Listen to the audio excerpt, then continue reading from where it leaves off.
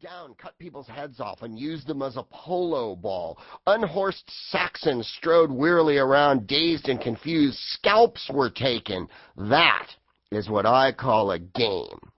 As Dan Rather might say, it was crazier than a shithouse rat during a flash flood.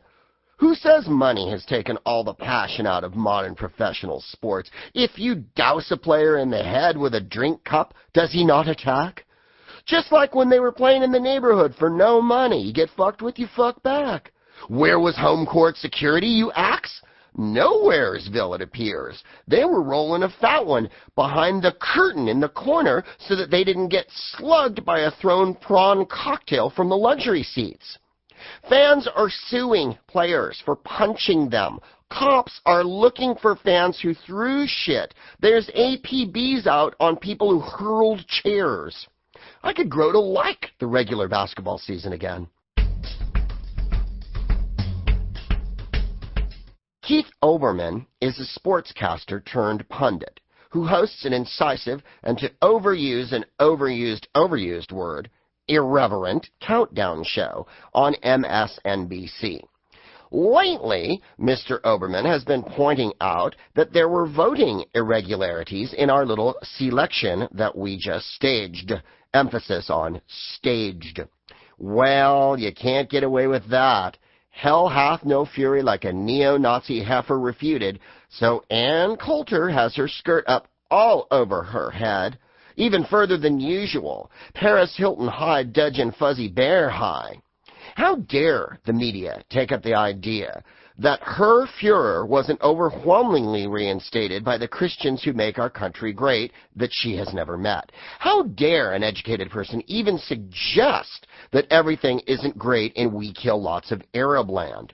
How dare anyone even infer that the exit polls were actually right and that our election has less validity than the Ukraine? Treason, pure and simple.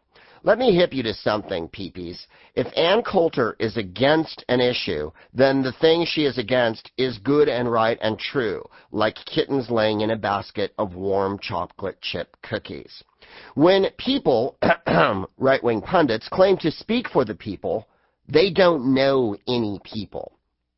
Except Mandela and Bono's iPod programmer. They know everybody. So Dan Rather is stepping down as CBS News anchor. He's gone. He's gone like a Barry Bonds ding-dong on a hot summer night in Houston in 1973. Gone like a sand painting in a Santa Ana. Gone like a box of cupcakes at a medicinal marijuana clinic bake sale. Ostensibly because his story about W being a coked-up, rapey, AWOL rich kid instead of attending the military wasn't based in fact, except that it was true. It was just a shit source that Dan used, as if he's vetting every source that CBS News throws at him. He goes through each and every news story and says, hold up a minute, has this story about Vioxx been confirmed by 7 different sources? Unlike the White House and the WMDs and Saddam's Al-Qaeda Costco membership connection bullshit we were supposed to believe, well, guess what? Dan Rather's staying on 60 Minutes. So now he's not going to be an anchor. He's going to be a full-time shit disturber. He'll stir up more shit than an outhouse at a rodeo and a twister. I hope his first story is W's service record unplugged. Guess what? Unlike W, Rather actually went to Vietnam. Not to serve, but to disturb shit. They forced Rather's ass out. Well, he is 73 for fuck's sake.